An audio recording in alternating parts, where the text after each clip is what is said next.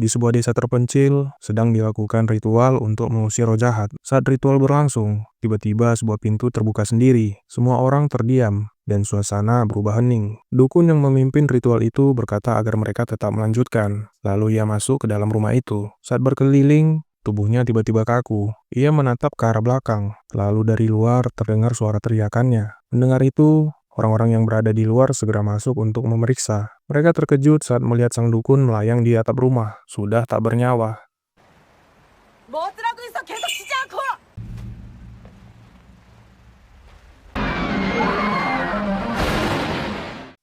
Kisah akan berfokus pada sekelompok anak muda yang membentuk sebuah grup untuk membuktikan keberadaan hal-hal gaib. Kini mereka sedang menyiapkan rencana untuk melakukan perjalanan ke desa yang disebut Angker, desa yang telah memakan korban jiwa. Tempat yang mereka tuju adalah desa yang sebelumnya pernah dilakukan ritual pembersihan, namun gagal. Dukun yang memimpin ritual itu mengalami nasib tragis. Meski begitu, mereka menganggap kejadian itu hanya dilebih-lebihkan oleh warga setempat. Sebelumnya, seorang mahasiswa dari kampus mereka juga pernah mendatangi desa itu. Ia bahkan sempat membuat sebuah gambar tentang sosok penghuni gaib di sana. Melihat gambar itu, beberapa dari mereka sempat merasa takut, tapi pada akhirnya mereka sepakat untuk tetap pergi ke desa itu. 제 새로 가입한 새내기 우소희 구상엽과 허리가 꺾여서 이게 그 구다리 흉가에서의 뇌파 테스트! Tak lama perjalanan pun dimulai. Mereka berangkat bersama menggunakan sebuah mobil. Dalam perjalanan, mereka sempat berhenti sejenak untuk membeli sesuatu. Salah satu wanita bernama Sohe melihat seorang siswi sedang berjalan. Dari penampilannya, Sohe merasa ada sesuatu yang aneh pada gadis itu.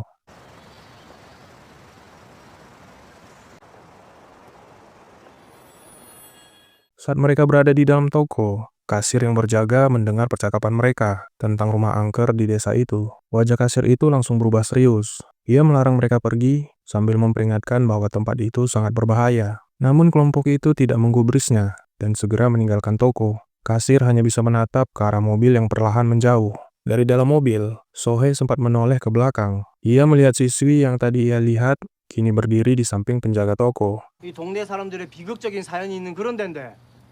어디서 꼰대질이야, 꼰대질이. Beberapa saat kemudian, mereka tiba di lokasi yang dimaksud. Desa itu tampak sepi dan tidak bisa dilalui kendaraan, sehingga mereka harus melanjutkan perjalanan dengan berjalan kaki. Setibanya di sana, tempat itu terlihat berantakan dan tidak terurus. Rumput liar tumbuh tinggi di sekitar rumah. Sohe yang ternyata memiliki kemampuan indigo menatap ke arah salah satu rumah. Sekilas ia melihat sosok melayang di dalam ruangan itu, sosok korban yang pernah disebut dalam cerita warga. 대박이다 진짜. 오늘 뭐 나올 것 같아요. Mereka mulai berkeliling, memeriksa setiap sudut tempat itu. Yeonjung tanpa sengaja menemukan sebuah terowongan kecil di dalam salah satu rumah. Sementara itu, dari luar, Hansok melihat sebuah guci tua. Karena penasaran, ia langsung membukanya. Sesuatu muncul dari dalam guci itu, membuatnya kaget dan berteriak. Melihat reaksinya, Yeonjung hanya bisa tertawa. Di sisi lain, Sohe berjalan sendirian di dalam hutan. Ia merasa seperti ada yang memanggilnya dan melihat ke belakang. Saat berbalik, di hadapannya muncul sosok seorang nenek berpakaian putih yang langsung memegang bahunya. Sohe hanya bisa terdiam, tak mampu berkata apa-apa. 야, 쫄았냐?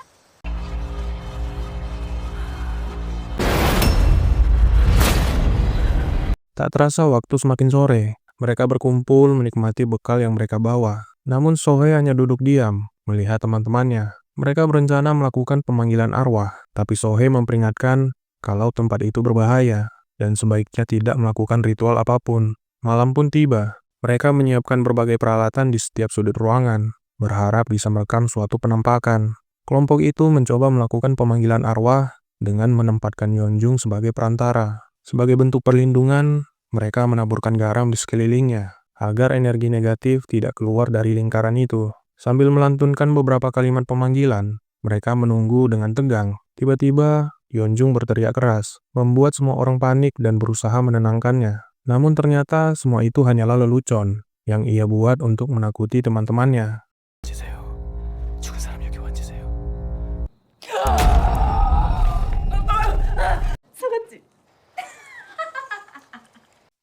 Karena belum mendapat hasil, mereka memutuskan untuk melanjutkan percobaan itu. Kali ini, Yeonjung ditempatkan di dalam rumah sendirian, sementara yang lain berjaga di luar. Karena merasa khawatir pada Sohee, Taeso meminta Sangyo untuk menemaninya di dalam. Saat masuk, Sangyo mendapati Sohee sedang meringkuk ketakutan dan memintanya untuk tetap di sana menemani. 어떻게 여자 혼자 저기 두냐? 어? 얼른 가봐. 소희야. 자. 같이 있어줘. Hansok yang sedang buang air kecil, tiba-tiba melihat seekor burung dengan perilaku aneh. Karena penasaran, ia mengikuti arah burung itu, hingga melihatnya masuk ke sebuah terowongan kecil. Saat kembali, ia menyadari bahwa teman-temannya sudah tidak ada di tempat berjaga. Tanpa diduga, hujan turun deras. Di dalam rumah, Sohee yang bersama Sangyo terlihat semakin ketakutan. Ia berkata bahwa ada sesuatu di balik pintu. Sebuah tangan tiba-tiba muncul dari belakang, membuat Sohee terdiam. Sosok itu adalah roh seorang nenek yang pernah ia lihat di hutan.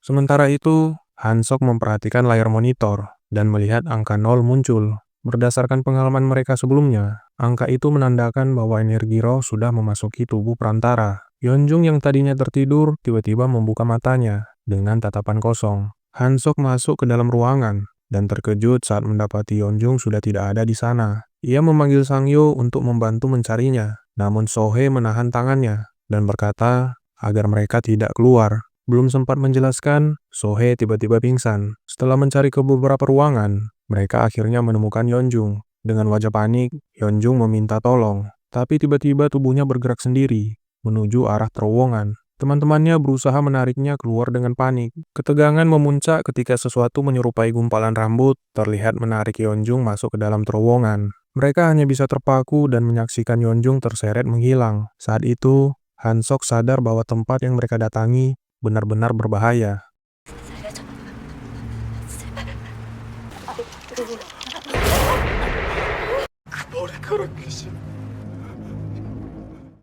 Di salah satu ruangan, Sohee belum juga sadar. Mereka mencoba menghubungi bantuan, namun tidak ada sinyal di tempat itu. Karena tidak punya pilihan lain, Taeso menyuruh semuanya untuk segera berkemas dan meninggalkan desa tersebut. Hansok segera mengumpulkan seluruh peralatan. Saat hendak mengambil radio, ia mendengar suara Yeonjung dari alat itu. Berdasarkan pengalaman mereka, suara yang muncul dari radio adalah suara makhluk yang tak lagi bernyawa. Namun Taeso menolak mempercayainya dan bersikeras bahwa Yeonjung masih baik-baik saja. Di sisi lain, Yeonjung yang tak sadarkan diri tampak dikuasai oleh hantu yang menghuni desa itu. Teman-temannya berusaha mencari jalur terowongan tempat ia terseret sebelumnya. Mereka memecahkan lantai dan berhasil menarik Yeonjung keluar. Setelah memastikan ia masih bernafas, mereka segera membawanya pergi. Saat hendak meninggalkan desa itu, Sohee meminta mereka untuk membakar boneka yang digunakan selama ritual. Namun Hansok merasa kesal karena harus kembali ke tempat itu, sehingga ia tidak menuruti permintaan tersebut dan hanya membuang boneka itu di sana. 야, 갑자기 인형은 뭐지?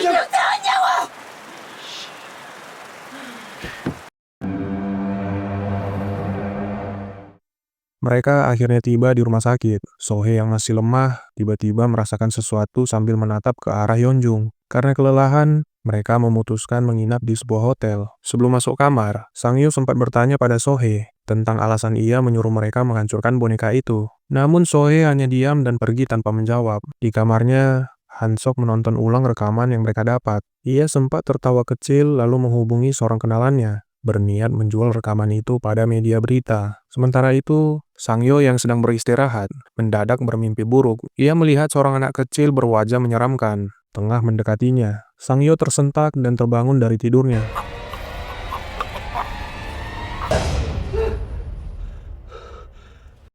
Hansok datang menjenguk Yeonjung yang masih dirawat di rumah sakit.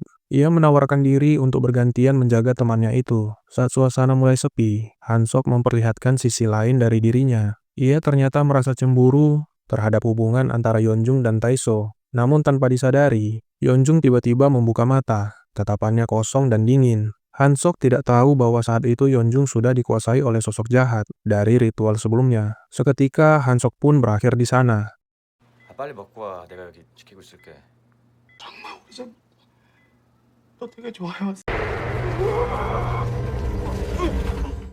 Sangyo mengajak Sohee makan bersama. Saat mereka berbincang, datang kabar bahwa Yeonjung telah sadar. Mereka segera menuju rumah sakit. Namun Sohee merasa ada sesuatu yang janggal. Gerak-gerik Yeonjung tampak berbeda, seolah bukan dirinya sendiri. Karena kondisi Yeonjung terlihat membaik, mereka pun kembali ke penginapan. Saat hendak menyikat gigi, Sohee melihat tanda aneh di lengannya. Karena Hansok tak kunjung muncul, Sohee pun memberanikan diri menuju kamarnya untuk memeriksa keadaan. Di luar penginapan, Sangyo yang sedang berjalan melihat Taeso bergegas pergi dengan mobilnya. Merasa khawatir, ia segera memeriksa keadaan Yeonjung. Namun begitu tiba di sana, Yeonjung mendekat dengan tatapan yang dingin dan menyeramkan, membuat Sangyo terdiam tak berkutik. Sementara itu, Taeso mengendarai mobilnya dengan kecepatan tinggi. Ia tampak gelisah dan berbicara sendiri, seolah dirasuki oleh sesuatu. Kendali pun hilang, dan mobil yang ia kendarai mengalami kecelakaan tragis. Sangyo yang sudah terpengaruh oleh bisikan aneh Yeonjung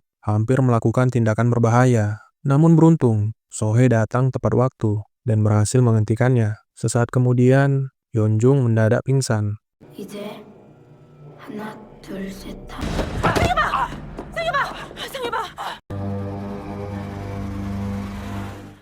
Sohee yang memiliki kemampuan indigo mengatakan bahwa Yeonjung telah dirasuki oleh roh jahat yang sangat berbahaya. Tak lama mereka menerima kabar dari pihak hotel bahwa Hansok ditemukan di area kolam renang dalam keadaan tak bernyawa. Dua teman mereka kini menjadi korban dari kejadian misterius itu. Yeonjung merasa sangat bersalah atas semua yang terjadi. Namun Sohee berusaha menenangkannya, menjelaskan bahwa semua itu adalah pengaruh roh jahat yang menguasai tubuhnya. Saat Yeonjung tertidur, roh itu akan mengambil alih dan memengaruhi siapapun di sekitarnya. Sohee menyarankan agar mereka kembali ke desa itu untuk mengakhiri semua hal buruk yang terjadi.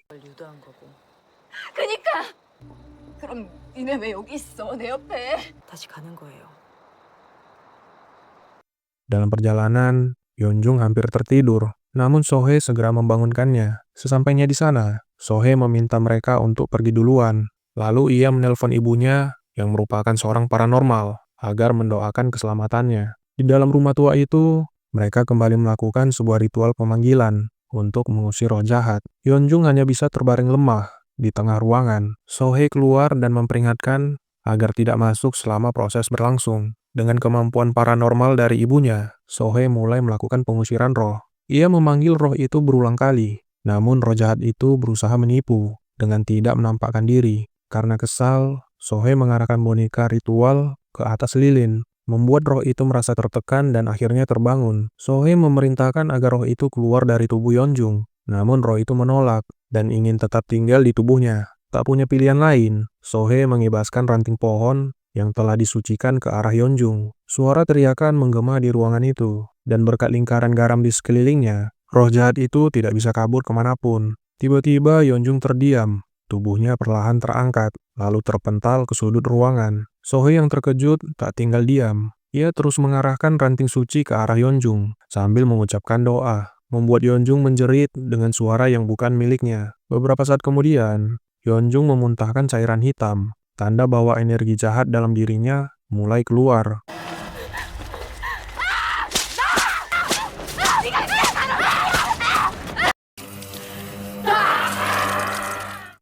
Semua lilin di ruangan itu tiba-tiba padam, menyisakan kegelapan yang mencekam. Sohee segera menyalakan senter dan melihat Yeonjung yang masih kerasukan. Kepalanya berputar perlahan dengan posisi yang tidak wajar, membuat Sohee panik dan berusaha menghentikannya. Dari luar, Sangyo yang mendengar kegaduhan merasa cemas. Ia lupa akan peringatan Sohee untuk tidak masuk selama ritual. Begitu membuka pintu, roh jahat menguasai pikirannya dan membuatnya menyerang Sohee. Dalam kekacauan itu, sesosok bayangan hitam keluar dari tubuh Yeonjung, sosok roh jahat yang selama ini mengendalikan semuanya. Makhluk itu melayang di udara, menatap mereka dengan tatapan yang membuat suasana semakin mencekam. Melihat sosok itu muncul, mereka langsung berlari keluar dari rumah. Namun Sangyo kembali ditarik masuk.